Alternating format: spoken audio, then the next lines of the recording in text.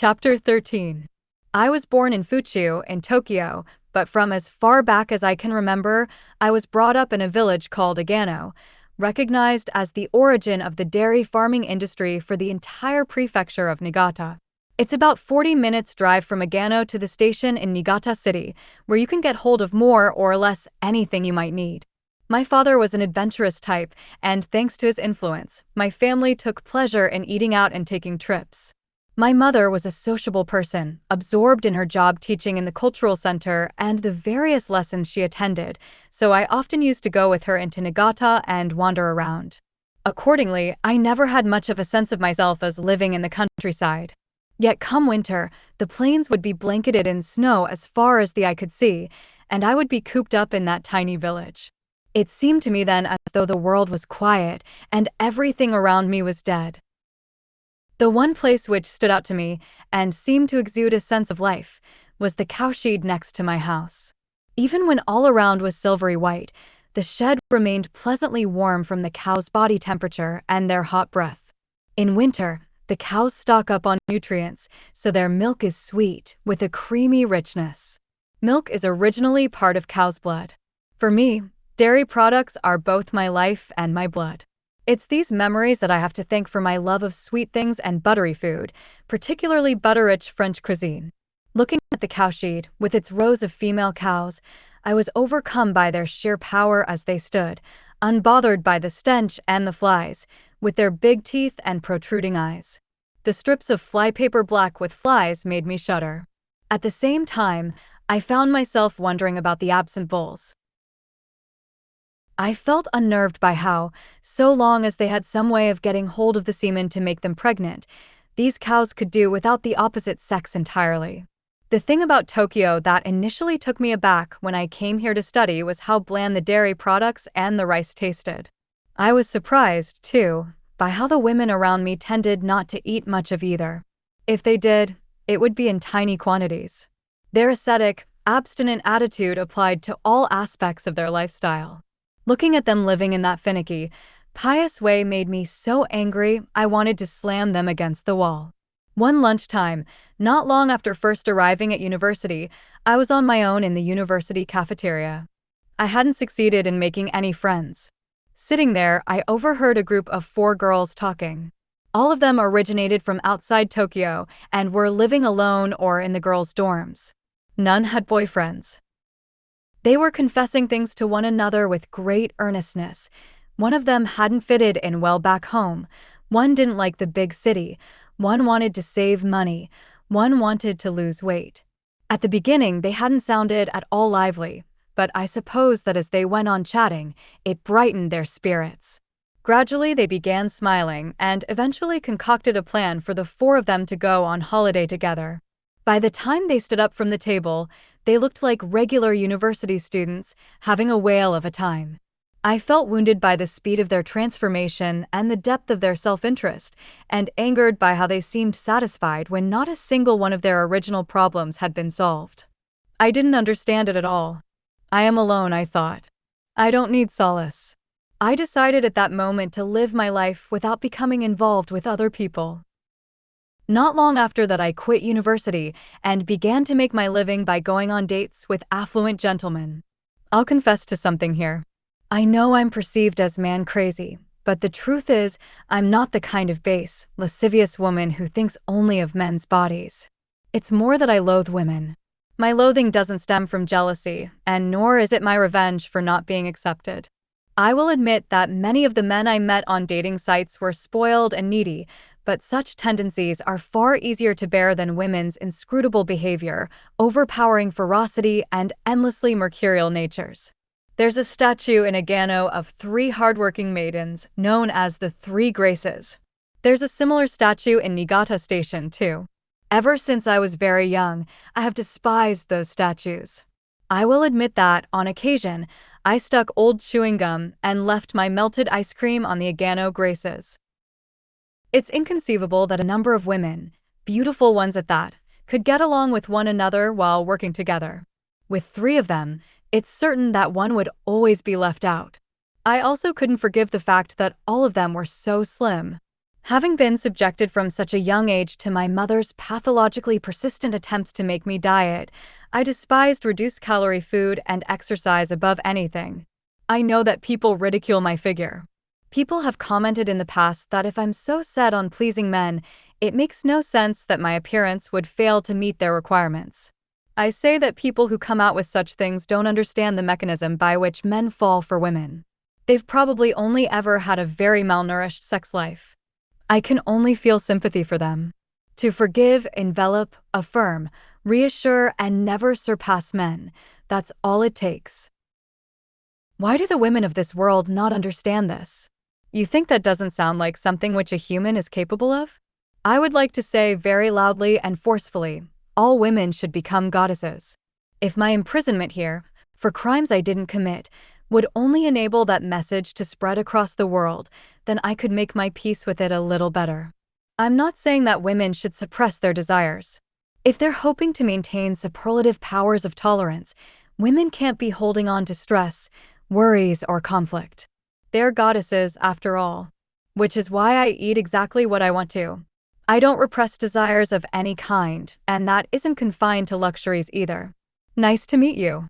My name's Kazuko Minami. I'm a friend of Ms. Shigemori, the food writer. This wasn't the first time Rika had used a false name for work, but her pronunciation of this one came out sounding awkward. Unlike on previous occasions, the person she was speaking to wasn't a politician or a celebrity, but rather Mayuko Sasuzuka, known to everyone as Madame. Together with her husband, Madame oversaw the running of the renowned Balzac restaurant. Her personality and hospitality won over even those VIPs visiting from overseas, and it was no rarity to see her featured in classy women's magazines. Her sharp gaze gave the impression of someone who wouldn't let anything slip past her, but there was a quality to her that made her impossible to dislike, like a small dog looking out serenely from the soft blanket in which it had been carefully wrapped. I'm Mariko Aino, Kazuko's friend from university. I'm a housewife, Reiko introduced herself smoothly. Rika had been concerned about how Reiko would cope with her first excursion into the outside world since her ordeal, and had been sneaking furtive looks in her direction since they'd met at Roppongi Station, but her friend's movements seemed carefree and assured. She wore a navy jumper she had borrowed from you, and had swept back her hair, which had by now grown quite long, leaving her forehead exposed. A slick of lipstick graced her otherwise unmade-up face. These small details already made her look more like she had when working at her old job, which Rika was happy to see. Reiko was still staying at Shinoi's house, but recently she'd been corresponding with Ryosuke unprompted and had started taking Melanie for morning walks. Shinoi didn't seem to object to her presence, and with you and Kitamura there all the time now as well, Rika was starting to relinquish the sense that the situation was one she needed to sort out. She herself was staying in the apartment about half the week. It was already midway through March. The air was still chilly, but the cherry blossoms were forecast to bloom a little earlier than usual, and she had a crop of work-related hanami parties in the diary for the end of the month. She and Reiko had arrived at Roppongi Station, deep below the ground, and taken several long escalators that carried them above ground in stages until they finally found themselves outside Roppongi Hills. The apartment was a 5-minute walk down a gentle slope towards Azabujuban, in a cream-colored fortress of a building that was practically indistinguishable from the many embassies in this area. They were led into the building, then walked a carpeted corridor to a glass-fronted lift. On reaching Madame's apartment, they changed into large, comfortable slippers in the marble-floored entranceway. Guided by their host, they walked down a corridor, rounding 2 corners before they came to a huge open-plan room. Everything was arranged around this centrally positioned square kitchen, with 2 ovens and 6 hobs. The sink and the workstations were made of a material Rika hadn't encountered before, with no light or gloss to it, which gave the space an unintimidating feel. It was hard to imagine that all the kitchens in the building were like this. The Sasuzukas must have had it designed to their specifications. Everyone, this is Ms. Minami and Ms. Aino, who will be joining us from today. They're friends of Ms. Shigemori. The 6 students sitting around the long table draped with a starched white cloth now looked up. All were women in their 30s or 40s, whose stylish attire, lustrous hair, and glossy skin spoke of their affluent lifestyle. Several of them Rika recognized, and she averted her eyes. She was all too aware that, were it not for their contact with Kajii, their lives would have continued without scrutiny. Outside the window, Tokyo Tower twinkled in the night sky, astonishingly close. From the ceiling hung a small vintage chandelier. Lined up on the caramel-colored bookcase were numerous trophies and pictures of the Sasazukas alongside the French ambassador, along with various snow domes, Mexican dolls, ceramic thimble-sized trinkets, and other souvenirs she imagined they'd received as gifts. Hung on the wall was a Baroque painting of a noblewoman playing cards which looked familiar. Jazz piano was playing at a low volume in the background, vigorous and striking. Madame went around the students handing out stapled sheets of paper on which the day's recipes were written. Shall we make a start? Today we'll be cooking soup de poisson, which we'll make by straining a mixture of fish and seafood. That'll be followed by carrot, onion, and cumin pie, lamb with orange, and a strawberry mousse. Ah, cumin. My favorite. I should have a healthy appetite today, said a woman with short hair of a vibrant brown, clapping her hands together and instantly lightening the mood of the room. You really love cumin, don't you, Aki? The other women laughed. Rika tentatively raised a hand. Are we going to make all of that? Here and now? We certainly are. But there's 8 of us, so we'll be fine. Shall we get down to business? The students stood up as one. The cloth was removed from the table they'd been sitting at, heralding its transformation into a workstation. All the ingredients were brought over. Rika widened her eyes to see the lamb joint with its row of bones sticking out from its crimson flesh. Then her attention was caught by the dull gleam and vibrant hues of the mussels, crab, sea perch, and marbled rockfish. Madame went on arranging ingredients on the table, a basket heaped with colorful vegetables, containers of butter and cream. The students discovered tasks for themselves without being directed, and Rika soon found herself at a loss. Seeing this, a woman wearing a spotted apron over her cashmere cardigan handed Rika a chopping board and knife. As instructed, Rika set about chopping up the carrots, celery, and onions into a brunoise. There was no denying that her movements were slow in comparison to those of the women around her. Not just that, but she felt that the task required her entire focus, in stark contrast to everyone else, who managed to talk and laugh as they worked. At Madame's instruction, Rika transferred her irregularly diced vegetables into a pan and began to heat them. She was handed a wooden spatula and stood at the hob, her heart still pounding in her chest. The other students gathered around her. We'll start with the soup de poisson. First of all, we suet the vegetables that have been cut into a brunoise. Suet means to sweat, and with this, we're literally making the vegetables sweat, heating them slowly on a low flame until they're veiled with a light moisture. Don't overdo it, you need to watch the heat. Rika could sense people's gazes focused on her hands. Finally, the moisture began to seep from the vegetables, and steam dampened Rika's cheeks. Try lowering the heat, Ms. Minami. It was a pointer, not a telling off, and yet this alone was enough to make Rika's stomach clench. Perhaps sensing her nerves, Madame smoothly took over with the spatula, and Rika stepped back. The food processor whizzed, a torrent of flour and butter, moving up and down. This mixture would become the pie crust.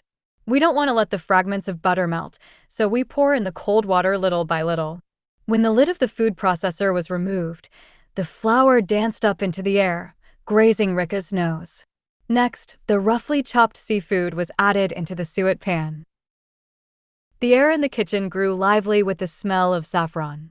The refreshing acidity of the tomatoes that were tossed in next cleansed her chest. Cumin seeds were sprinkled on the carrots and onions being braised in the pan, and the moment they met its moisture, a smell that seemed to combine fragrant smoke, fried meat, and nuts rose up, tickling the back of Rika's nose with a comfortable heat and bringing a smokiness to her throat. Madame, the pot brise is finished, someone said, and Madame turned around. Now use the pastry cutter to cut it into circles. If you don't have a round cutter at home, you can always use a glass. Rika could tell that Reiko was being restored to life. She fitted in so well that nobody would ever guess it was her first time, deftly chopping vegetables and sprinkling salt over the lamb from a height. Madam was complimenting her in language that Rika didn't even understand. The oranges for the sauce were squeezed, the sweet-sour smell of their juice drifting through the kitchen. Breadcrumbs, coriander, and orange peel formed a whirlwind inside the food processor, creating an aromatic mixture that was to be smeared onto the lamb before roasting. Standing next to Madam, Rika found herself mumbling coriander and orange with lamb. I can't even imagine how that will taste. But tastes you can imagine are dull, no? Madam responded brightly. As she spoke, a fine orange ribbon of carrot peeled with the spine of her knife spiraled onto the chopping board. She wound it up as if creating a corsage. Wow, that really looks like an orange flower. You'd never think it was made of carrot. The strawberries pureed in the mixer were placed in a bowl submerged in ice water, then mixed with the cream. Their fresh red combined with the soft white to create a bright pink shade, the very sight of which set flowers blooming in Rika's chest. Seeing her standing by, doing very little except for watching all that was going on around her, Reiko handed her a grinder-like device with a handle. You can be in charge of straining the soup, Kazuko. Rika pulled a puzzled face and Reiko pointed to the device's handle. In the strainer at the top of the bowl lay the cooked fish and crab. It's the hardest thing to mess up. See? It seemed as though all you had to do was turn the moulinette handle and out would come the soup. Rika could feel the bones, tails, and eyes of the fish being pulverized beneath the force of her arms. Her arms soon grew tired, and she put her whole body weight into it. She grasped the moulinette, thinking that if she could just keep up with this task, she would get away without embarrassing herself. A tall woman called Chizu, coiling the carrot ribbons behind her, whispered in her ear, "You're the same as me. You're not here to get better at cooking, are you?" Rika had been drawn to this woman from the start. Amidst a sea of soft, knitted fabric and dresses, she was the only student wearing trousers beneath her apron. Unable to meet the woman's gaze, Rika stared down at a marbled rockfish eye in the moulinette. From the moment she stepped inside this room, she'd had the sense that she recognized the woman from somewhere. There was something familiar about her freckled skin and thick, shapely lips. "You've come to look at all the pretty women, right?" Chizu said with a grin. As Rika fell into stunned silence, she went on, "I know your game. I come here because it reminds me of club activities back at school." A woman in her 40s, full-figured but very beautiful, joined in their conversation. Rika guessed that she had been the target of the comments online that said, "There's other people there just as fat as Kajii." As she spoke, she continued whisking the contents of a bowl. "I don't think that's true, Chizu. I think you'd go anywhere in the world so long as there was plenty of cheese, be it France or Switzerland. Today's cheese is your favorite, Mimolette. Just make sure you save some for us, okay?" Now Madam broke into the conversation, and everybody laughed. A worryingly meager amount of soup had emerged from the moulinette. In time, the hot, buttery scent of the baking pies began to fill the room. From the other oven flooded the aroma of lamb and oranges. The sweet-sour scent of the fruit commingled with the wild tang of the meat, stimulating the appetite. By the time all the courses were done, it was already past 10. Rika, who'd been envisaging the lesson to be a far more casual affair, felt overcome and exhausted by the amount of work involved, as well as everyone's reserves of energy and their wealth of knowledge. The flowers placed on the table were mimosas, to chime with the red and orange tones of the meal. The tablecloth was a pale blue. "Choose complementary colors to make the food really shine," Madam said as she spread it out, lending the table a lakeside picnic ambience. Rika's levels of hunger were starting to grow unbearable, and the moment she sat down, unable to wait for the food about to be served, she reached for a slice of baguette, which she spread with a thick layer of butter. So extreme was her hunger that she couldn't absorb the lengthy tasting notes for the wine. Barely paying attention to the color combinations of the plates, she lifted to her mouth a spoonful of the tomato-colored soup in front of her. From all around came the sound of sighing. She'd been disappointed by the small quantity of liquid she'd managed to extract, even after putting so much effort in, but the finished product was like liquid umami. It seemed to comprise the sweet, bitter, and mellow tastes from every part of each of the fish, from the very centers of their eyeballs. Tucking into the bite-sized pie decorated with the orange carrot flour, her eyes widened at how delicious the braised new onions and carrots were, the cumin perfectly drawing out their sweetness. The main dish of lamb, cut from the bone as soon as it was placed on the table, was so glorious to behold that it made her heart race. Protected by its wall of sweet breadcrumbs, orange peel, and fresh coriander, the meat had the robust smell of a grassy plain. The strawberry mousse served as dessert, brought out after the hard, rich orange cheese that reminded her of dried mullet roe, was fluffy and soft, sweet yet tart. For the first time this year, Rika felt that the season when all the flowers would come into bloom was at arm's reach. Rika was fascinated by the lecture that Madam gave about table setting and differences between Japanese and Western approaches to lighting. The other students showed no hesitation in asking questions. When the meal had drawn to a close, Madam looked over at Rika and said, "Ms. Minami, is there anything in particular you'd like to learn to cook? Any requests are welcome." Lulled into a sense of safety by the relaxed atmosphere, Rika couldn't resist. She replied, well, I imagine it might be quite basic for everyone here, but I'd love to learn how to make beef bourguignon." A hush fell across the room. A petite, pretty woman that people called Hitomi stood up from the table, her head down, and left the room. Rika had read about her online. She was the wife of a department head at a major manufacturing firm, and of all the group was the one whose identity had been most widely divulged by the media. Chizu followed hurriedly behind her. Madam looked after them with a concerned look, but then, perhaps out of consideration for Rika, narrowed her eyes into a smile. "I'm sorry. We've done that recipe so many times by now, I think we'll leave it for the moment."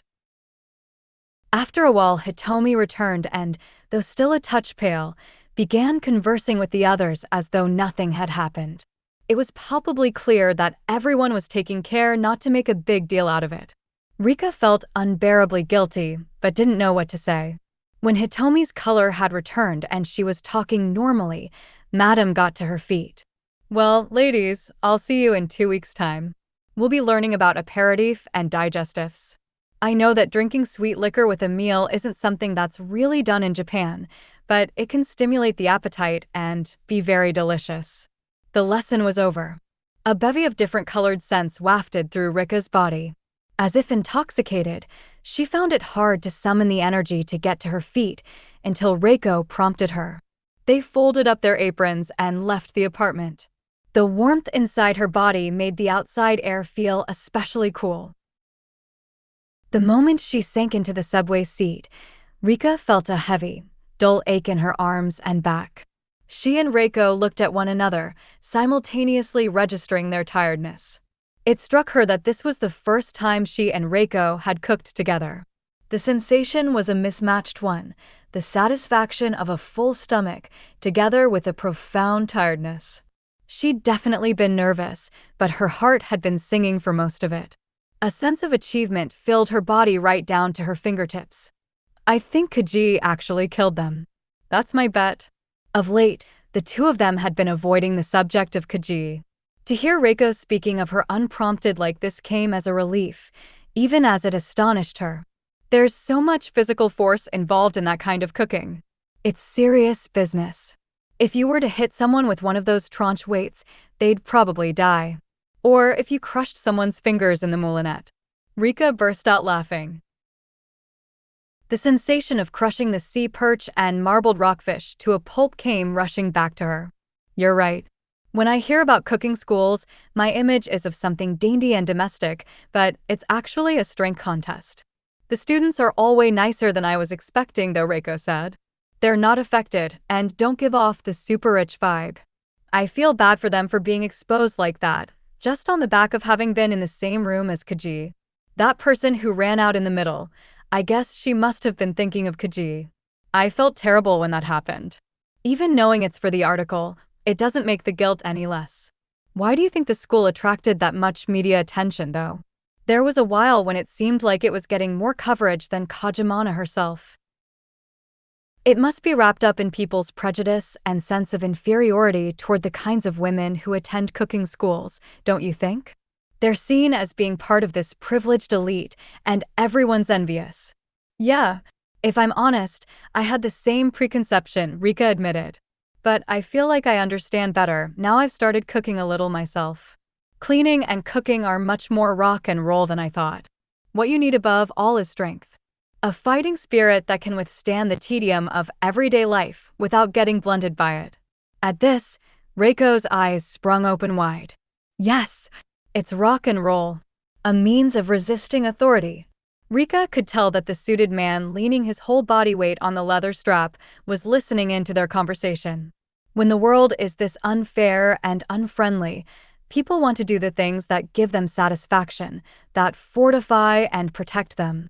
It doesn't necessarily require money, just time and innovation. Making the very thing you want to eat for yourself can be a pain sometimes, but it's fun too. Seeing Reiko so full of beans was immensely heartening. Ryosuke might find her power overwhelming, but it was exactly that power which was protecting his way of life. Rika's lips stayed slick with grease from the lamb until she got back to the office. Where on earth did you meet someone like that? Rika asked, interrupting Kajii's monologue. She was beginning to write up her interview with Kajii in the form of a first-person diary, which was to be the main feature in the New Year's issue of the Shumi Weekly, but she was having a hard time with it. By now, with a fair amount of jumping back and forth, Kajii had told her story up to the point at which she'd quit her women's university. She claimed that she'd begun earning a living by dating affluent older gentlemen, and that she'd done so on the back of a suggestion made by a man whom she'd stumbled across one day in town. This part of her story was particularly vague, so Rika followed up in a harsh tone of voice. Kajii shrugged. I was having tea in the lounge at Hotel Okura when he approached me and said, I've been searching for you all this time. A white-haired gentleman in a finely tailored linen suit. Please just tell me the truth. I know when you're lying. Perhaps because Rika screwed up her face with a look of such displeasure, Kajii reluctantly amended her account. Maybe she'd misremembered being scouted. Maybe she'd in fact begun looking into it by herself on the internet, and an elderly gentleman she'd met that way had introduced her to many others. But she didn't forget to add, in a tone so forceful that it indicated, on this point at least, she was not budging an inch, that it was not prostitution. Few of them were physically capable of having sex anyway. They'd treat me to dinner in extravagant restaurants, I'd converse with them, go along with them to the opera, or kabuki, or sumo wrestling, and then we'd retire to a famous hotel, where we'd either cuddle and sleep next to each other. Or I'd give them a massage, or let them rest their head in my lap. That was all. Rika only half believed the statement, but however you looked at the matter, there was no doubting that Kajii had been selling her youth.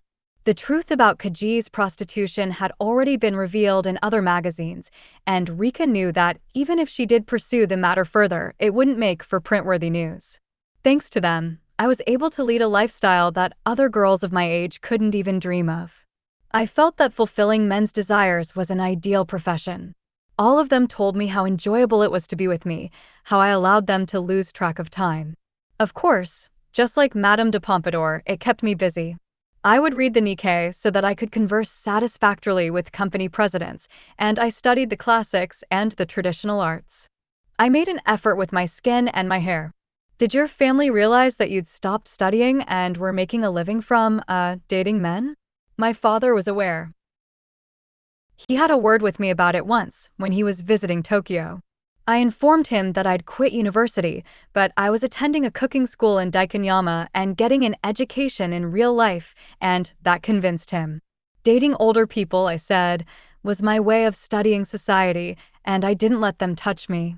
My father was always saying that women shouldn't cheapen themselves, that they should be mysterious, untouchable beings, like the Virgin Mary. All that time, he was sending me money. He'd often come to Tokyo and take me to an assortment of restaurants as part of my education. When Anna moved to Tokyo, she came to live with me. She was still very young at the time, really, and didn't seem to understand what I was doing for a living. But when it was the three of us, my father, my sister, and I, Without my mother, it was such great fun. Living in Tokyo seemed in my eyes like the real thing. When Kajii spoke about her early 20s, she grew genuinely animated. It was hard to resist the conclusion that she'd had a far more fulfilled sort of existence than Rika and Reiko when they'd first ventured out of university into the world. At that time, Rika had been so taken up with trying to acclimatize to her work that her personal life had been practically non-existent. It seems like that way of life suited you. Why did you decide you wanted to get married and begin looking for a husband? It sounds as though you needn't have done that. Kajii calmly lifted her cheeks and cocked her head. I wanted to have a daughter. Madame de Pompadour never became a mother, did she? I remember reading she was physically weak and had numerous miscarriages. Unable to form her thoughts into a coherent shape, Rika changed her question. Why a daughter, though, when you dislike women so much? Doesn't that contradict what you're always saying? Oh no, I love my sister Anna. It's different when it's family. I have a profoundly maternal streak. Were your fellow students at Le Salon de Mayuko another exception? Rika stopped when she saw Kajii's startled look. The longer she spent with Kajii and heard what she had to say, the more strongly Rika felt it. It was the same as the way that using complementary colors and aromas brought out the flavor of one's ingredients. The more extreme Kajii's pronouncements, the more they were drenched in loneliness. The vinegar in the beurre blanc sauce brought the creamy smoothness of the sea urchin into even starker relief. As the warm sea urchin was crushed on the surface of her tongue, it was transformed into sea-flavored cream that blended seamlessly with the similarly rich taste of the flan pastry, redolent with egg yolk. By the second lesson, Rika's embarrassment about making mistakes and being slower than the other students had disappeared. She now felt assured in the fact that, with Madame's instructions and the abilities of the other students, the meal would get made whatever happened. A far more important question she had come to understand was how to enjoy this time to the fullest. Are you free after this? We could go and get a coffee if you like. It was after the meal and Madame's lecture were over, when Rika was folding up her apron and wrapping the cords around it, that Chizu approached her. Rika nodded. How about you, Ms. Aino? Now Chizu glanced over Rika's shoulder at Reiko, but most likely out of consideration for Rika, Reiko smiled and said no, walking briskly out of the classroom with her ponytail swaying from side to side. On the way out of Madame's apartment, Chizu put on a well-worn but still trusty-looking trench coat that was almost identical to Rika's, a fact which made the two of them exchange glances and smile.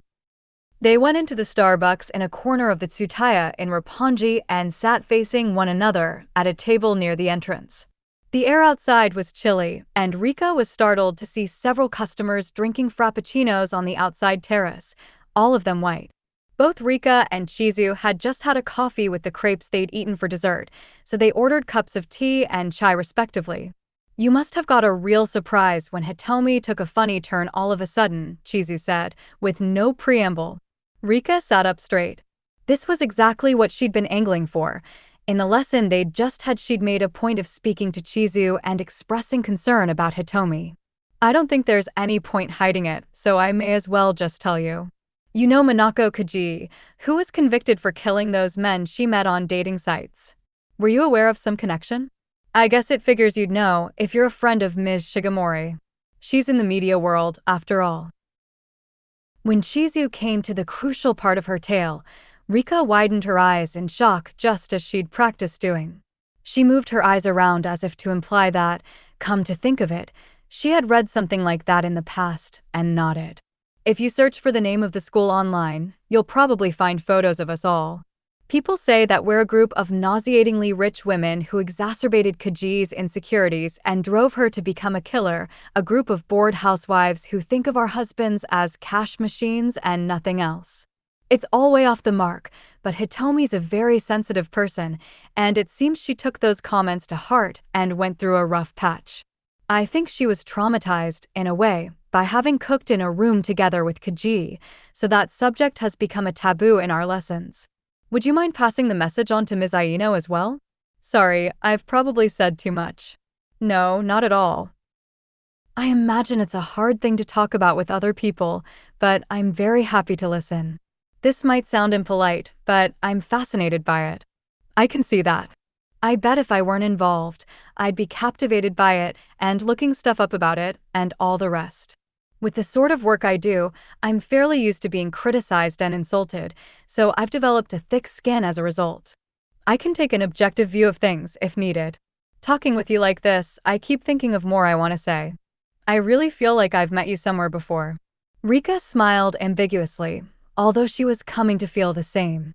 She'd probably met Chizu as the secretary or aide of one of the people she was covering for work, she thought, but it seemed impolite to probe further. Beurre bourguignon, the dish you said you wanted to learn how to make, was a dish that Kajii loved and was obsessed with learning. She mentioned it in court. I feel like she might have made it for one of her victims. Anyway, it was after that the media onslaught began. It was so petty and awful. Women's magazines getting in touch and saying, "Teach us how to make meals so mouth-watering that they'd allow someone as ugly as Kajii to win the hearts of multiple men. Help us save the women of this world who want to get married and can't find a guy." It's just a regular cooking school, you know? I got so sick of the press making out that it was some kind of training school for brides-to-be or an academy teaching women how to attract guys. It was such a horrible thing to happen, and it messed everything up for us. But I guess it did bring us all closer as a result. Reiko thought. Maybe that was where the lively ambience that reminded her of her girls' school came from. Starting up the lessons again has helped all of us to heal. Now we've got new students joining, it feels like we're finally returning to business as usual. I think you and Ms. Aino's arrival has helped with that. Maybe in time we'll be able to do lessons in the restaurant again. Madam's apartment is great, but the power of the hobs in the restaurant kitchen is on a totally different level. I don't know if I'm allowed to ask this, but what was she like? Impossible to forget. A truly odd character. She came for about half a year, so I guess about 15 times in total. She was something of a troublemaker from the start, even leaving aside everything that came later. She came to us through a company president who was a regular at the restaurant. They may well have been together. In her first lesson, after we'd finished cooking and she took a bite of the food, she burst into tears. I was shocked. It was so delicious, had such a generous taste, that she couldn't help but cry, she said. Everyone could see they were fake tears. She was like an overly self-conscious teenager. Chizu stared at her half-drunk tea and then looked towards the bookshop outside the coffee shop. She'd ask us so many questions, where we came from, what schools we'd been to, where we'd bought our clothes and our bags. Whether or not we were married. What did our husbands do? If someone had a boyfriend, were they planning to marry him? Don't you think that's weird behavior? When we weren't even close. Rika had begun to notice that, although Kajii would say how much she despised the clamminess of female interaction, her inner world was the stickiest, clammiest, and heaviest of all. In one-on-one conversations, she could remain aloof in the belief that she had the upper hand, but Rika could easily imagine how once she joined a group of women, she'd hover around fretfully, trying to find her place. She felt a sensation she'd never experienced before rising up from her waist, flummoxing her. Was this sympathy? Pity? Was she finding Kajii sweet? But no, that wasn't right. This was nothing but an unpleasant sense of superiority, Rika attempted to tell herself. It was exhausting, and it caught me off guard. I started attending lessons precisely because I was sick of all that in the outside world, and then it found its way in.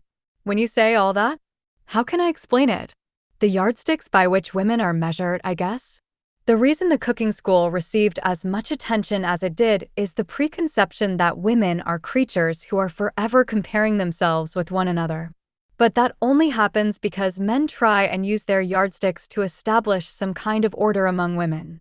I feel like Kajii was more man than she was woman. That's a bad way of putting it, isn't it? When I say man, I mean one of the dominant ones in society. I guess that figures, though, doesn't it? Anybody would turn out that way if they were mixing exclusively with old men who buy young women for money. I was getting to be like that at one point myself, too. Seeing the look Rika was giving her, Chizu waved her hand in front of her face and burst out laughing. Sorry, I don't mean romantically. I just mean that my work is full of old men and old men in training. There are no women my age, and all the women older than me who looked out for me quit because they couldn't balance their work life with their duties as wives and mothers. Before I knew it, I was the only one left. Several times, I found myself becoming desensitized and taking on that kind of old man attitude myself. I'd start to see groups of women as naive, and they would get on my nerves, or I'd suddenly start feeling irritated with my older sister, whom I usually get on with, because I felt like, as a housewife, she couldn't understand how hard the working world was. Then I visited Madam's restaurant with some people from work. I'd never been all that interested in food, but it struck me that time how enjoyable dining could be. Of course, the food was delicious, but the ambience was just as lovely. It was so relaxing. Talking to Madame, I found out that she ran a cookery school, and I immediately applied. Back then, I couldn't even peel a potato. I know just what you're talking about. When I tried the food that Ms. Shigemori had made at the cooking school, I was so impressed. The next thing I knew, I was asking her how I could apply. Rika had the disconcerting sensation that what she was saying was in fact the truth. It barely seemed to her as though she were lying. It was as if Kajii's ways had rubbed off on her. In fact, she'd only ever seen Ms. Shigemori's photo in a magazine, but she felt that she could not only imagine her voice and her presence, but could even clearly picture the inside of her house. She could picture her laptop left open, how she enjoyed cooking but didn't have the time to devote hours to it, and yet would still end up buying unusual spices and oils when she found them, which now lined the shelves of her kitchen. How the spices she'd bought would often be past their sell-by date. In the attempt to use them up in time, she'd make over-seasoned pasta, which made her wince as she ate, washing it down with wine. She tried not to think what this woman, this extension of her, would feel about betraying her friends from the cooking class on behalf of someone from the same industry. I thought so. I had a feeling you and I were two of a kind. We're not good at cooking, but we enjoy good food. We're similar, too, in the way we gravitate to those tasks that require a lot of brute force, but are difficult to mess up. Hearing this, a genuine smile spread across Rika's face, and she felt some core part of her untense. Even the bitter taste of guilt became a welcome ingredient in the dish of her current feelings, somehow accentuating its texture. The way Kajii viewed marriage as the be-all and end-all, the fact she seemed a bit of an unknown quantity, the way she didn't quite get things. All that stopped us from opening up to her, I think. I really get that. It was like she brought in all these external standards, then got right up close to us and started forcing them upon us. I got fed up with it. Up until then, we'd all enjoyed cooking together without having to know what everyone was doing in their lives outside the school. That's true again now. It's a bit like building a boat and setting it afloat all together. You collaborate to make the things you want to eat, and then eat them. That's it.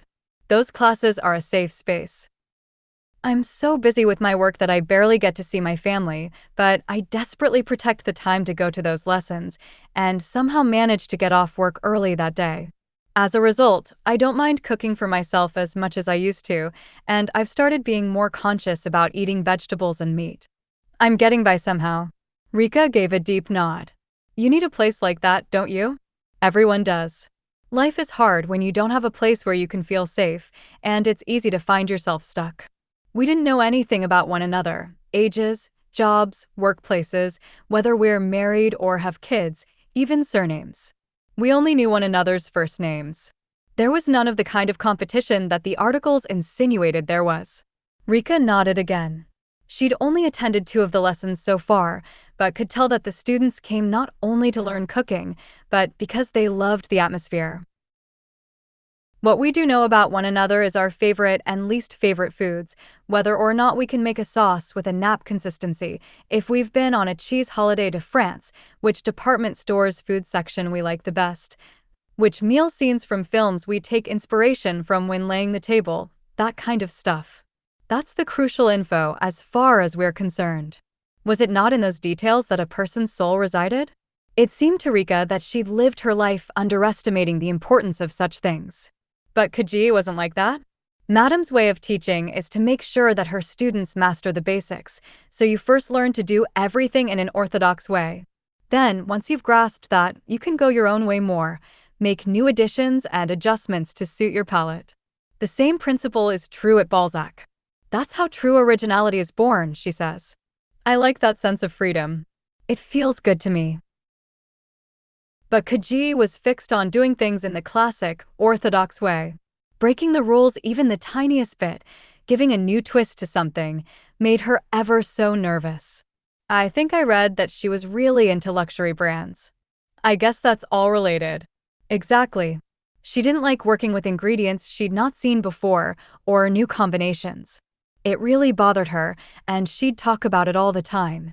Asking again and again, "Do men like this taste, though, and wouldn't men object if you did this?" with a perfectly straight face. Rika did her best to appear unaffected by these revelations. The backs of her knees were cramping, and not just from standing in the kitchen for so long that evening. She had always supposed that Kajii's attitude to food had been with her since childhood. Now she saw she'd been wrong. Until Kajii had started attending lessons, she'd seen cooking as a service that one performed for someone else. So one day I just came out and told her, "We're not here to make food to please our boyfriends and our husbands."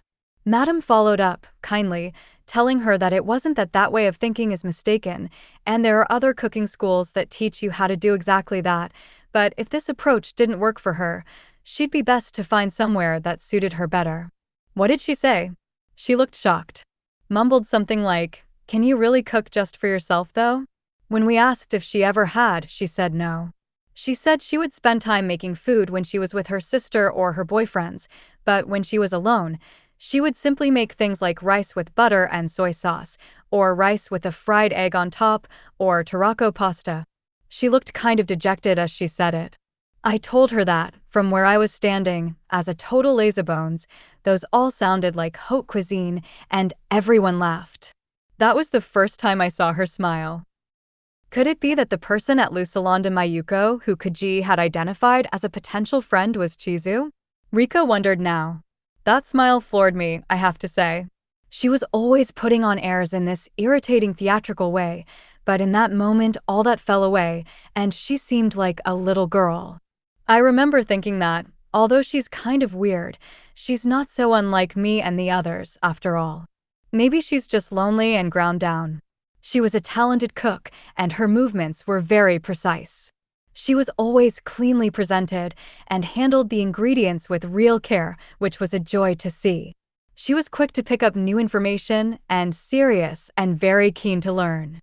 She was the only one who would consistently practice cooking the recipes we'd made in class at home to make sure she mastered them. Lots of people didn't like her, but everyone would admit that much. However much she stuck out, she was never asked to leave. Chizu spoke of Kajii as if talking about a girl she'd been at school with. Even if she didn't seem friendly towards her, there was no whiff of malice in her words. She looked as though she were really enjoying herself in the lessons. Sometimes she seemed to get so revved up that she'd come over a bit strange, clinging to me in a way that became annoying. I guess she was probably very lonely, starved of friends of her own age and conversation on an equal footing. People found her difficult, but this is a secret, okay? Sometimes I found her sweet in her own way. It must have been so dull for her, hanging out with old men all the time to earn a living. They didn't go to work, her men. It must have been exhausting. Like nursing someone 24/7. Nursing someone. And then one day, in the autumn, Madam suggested that as a special treat the following lesson we'd make whatever meals people wanted. It didn't matter what cuisine it was, Chinese, Italian, Japanese, Vietnamese, anything would do. Someone made a request that Kajii vehemently objected to, saying that it wasn't suitable for Le Salon de Mayuko, it wasn't in the spirit of French cuisine, and so on.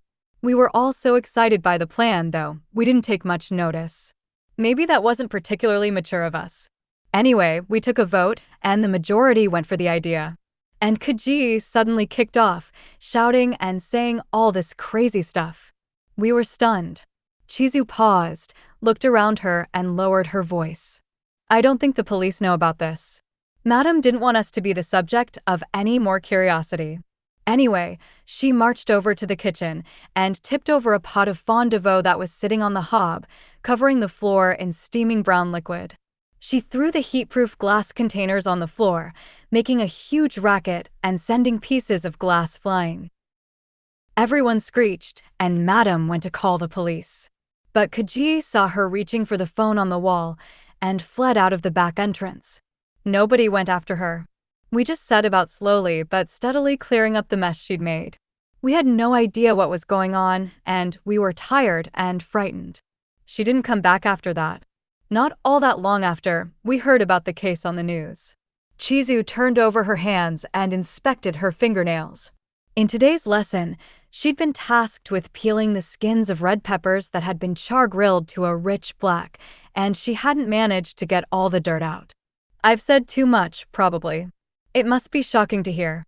I really do get the sense we're quite similar, you and I. Yes, you're right. I really related to what you said about your working environment and the way people there think. I'm also the kind who throws myself headlong into my work.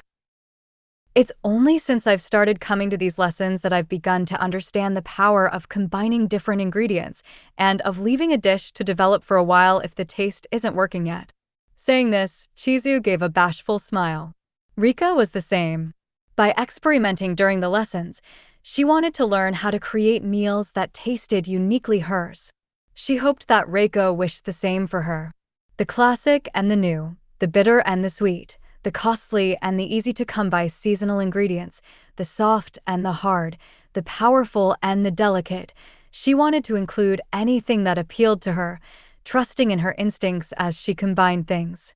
That was the true pleasure of cooking and, it seemed to Rika, a route to enriching her life. Quite possibly, it was in this that true style, flexibility, and wisdom lay. Kajii was a talented cook, faithful to the basics, but the art of innovative combination was beyond her. She could only do extremes, only black or white. Did she ever tire of herself, despair of herself for being that way? Kajii had been arrested 2 months after quitting Le Salon de Mayuko. Her men had been dying off, one by one, since she'd begun attending. I began cooking for myself, she'd said. In other words, she'd begun focusing the phenomenal energy that all this time she'd been pouring on them on herself, and the men who'd been so hungry for her attention had stopped taking care of themselves and strayed towards death, if that were the case. Rika could understand it. What was the dish that Kajii objected to? Do you remember? Oh, did I not say? It was roast turkey, though the lesson was still a little while off Thanksgiving. They eat turkey in France, of course, but I guess in Japan the associations with the US and the UK are stronger. There are lots of embassies in this area and supermarkets catering to foreign people. I think someone discovered one that sold frozen turkeys and said they wanted to try cooking one, and everyone else got on board. We wanted to create one of those roast turkeys like you see in pictures of Thanksgiving dinners. Chizu looked out at the street beyond the window. The cherry blossom was approaching full bloom, and the air tonight seemed almost white. The roast turkey as it existed in Rika's imagination was sizzling hot, gleaming all over with a golden sheen thanks to its coatings of butter, singed here and there to an aromatic dark brown. This unfamiliar dish somehow corresponded perfectly with the features of Rika's vision of an ideal life, a radical improvement in her cooking skills, an affluent, full life, a warm household where people came together. But no, what it really symbolized, she thought, was something you make on your own and give with generosity to your loved ones, not so unlike a safe space. Surely, it had signified something similar to Chizu too. But maybe for Kajii the turkey had meant something different. Maybe for her, it had held the diametrically opposite meaning. Rika was becoming able to gesture towards the contours of what it was that she wanted, even if they were still vague. Attending the cooking lessons was making her more sensitive to smells, textures, and temperatures. She was starting to get the hang of it. She just had to keep going a little bit further. When she looked up at Tokyo Tower on her way home, she found it glinting as if smeared with animal fat.